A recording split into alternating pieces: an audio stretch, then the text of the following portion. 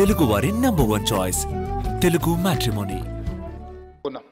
ఈనాడు ఆ 9 మందికి 300 గజాలు ఒక్కొక్కరికి ఇవ్వడమే కాదు, వాళ్ళ కుటుంబ సభ్యులు ఆత్మగౌరవంతో బ్రతికే విధంగా భారత్ ఫ్యూచర్ సిటీలో అద్భుతమైన ఇండ్లను కట్టించి వాళ్ళకు ఒక రక్షణ, వాళ్ళకు ఒక నమ్మకం కలిగించడానికి మా ప్రభుత్వం చేస్తుంది. ఆ బాధ్యతను మా పెద్దలు దామోదర్ రాజనరసింహ గారు తీసుకోవాల్సిందిగా నేను వారికి సూచన చేస్తున్నా. తప్పకుండా ఆ కార్యక్రమాన్ని తీసుకుంటాం. అదేవిధంగా దళితుల గురించి గ్రామీణ ప్రాంతం నుంచి, వ్యవసాయ కుటుంబం నుంచి వచ్చిన నాకు సంపూర్ణమైన అవగాహన ఉంది. మా భూములు దుక్కి దున్నినా, మా పొలాలలో పంట పండినా, మేము మోతుబరి రైతులుగా సమాజంలో గుర్తింపు పొందిన మా గ్రామంలో ఉన్న దళితులు 100% మాకు అండగా నిలబడ్డారు. కాబట్టే మేము మా గ్రామాలలో రాణించినాం. మీరందరూ ఆశీర్వదించారు కాబట్టే ఈనాడు తెలంగాణ రాష్ట్రానికి ముఖ్యమంత్రినైన విషయాన్ని ఏ వేదిక మీదైనా చెప్పుకోవడానికి నాకేం బేసిజం లేదు. అందుకే అది వర్గీకరణ కావచ్చు, ఇతర విషయాలు కావచ్చు, ఎన్నో రకాల ఒడిదుడుకులు వచ్చిన మా నరసింహులన్న చంద్రబాబు నాయుడు గారితో ఉన్నప్పుడు మొట్టమొదట వర్గీకరణ అమలు చేయించాడు.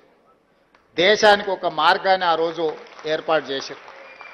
తర్వాత ఎన్నో అంశాల ప్రాతిపదికన అది మరుగున పడిపోయింది.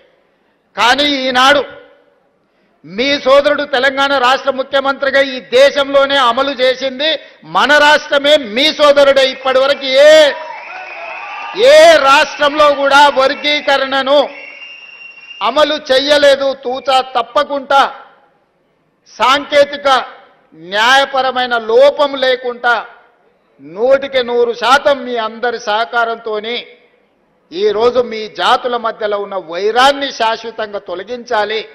తాత్కాలికంగా ఎవరికైనా బాధనో దుఃఖమో ఉన్నా శాశ్వతంగా ఇది మిమ్మల్ని అందరినీ ఏకం చేస్తుందన్న ఆలోచనతోని ఏకం చేయాలన్న ఉద్దేశంతో 100% వర్గీకరణ అమలు చేస్తే మొన్న ఎప్పుడూ చదువుకొని డాక్టర్ అనే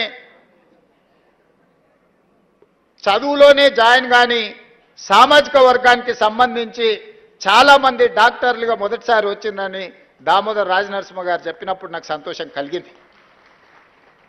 ఈ వర్గీకరణ చిన్న చిన్న ఉద్యోగాలు మీకు తెచ్చిపెట్టడం కాదు. మీరు డాక్టర్లుగా, లాయర్లుగా, ఇంజనీర్లుగా, గొప్ప సైంటిస్టులుగా, ఐఏఎస్లుగా, ఐపీఎస్లుగా రాణించి ఈ రాజ్యంలో, ఈ పరిపాలనలో మీరు భాగస్వాములు కావాలి. తెలంగాణ పునర్నిర్మాణంలో మీరు నిలబడాలి అని నేను 100% విశ్వసించి ముందుకు తీసుకెళ్ళిన. ఇదే కాదు మిత్రులారా, నా మంత్రివర్గంలో 4 దళితులు మంత్రులు ఉన్నారు. స్పీకర్ దళితుడు ఉన్నాడు. ఉమ్మడి రాష్ట్రంలో కూడా 4కి ఇవ్వలేదు. ఇవాళ తెలంగాణలో రెట్లు 3 ఉంటే దళితులు 4 ఉన్నారు మంత్రివర్గంలో. స్పీకర్ ఉన్నారు.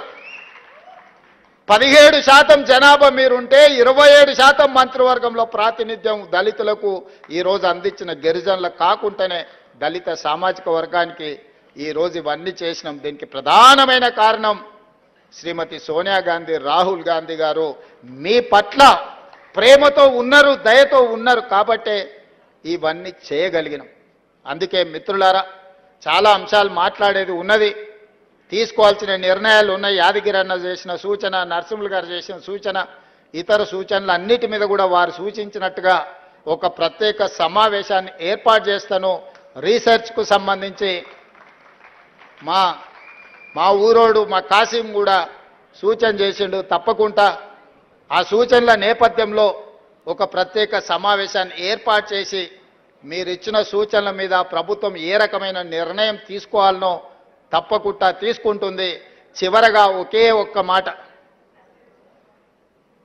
ఎన్ని వజ్రాలున్నా కోహినూర్ వజ్రానికి పోటీ లేదు.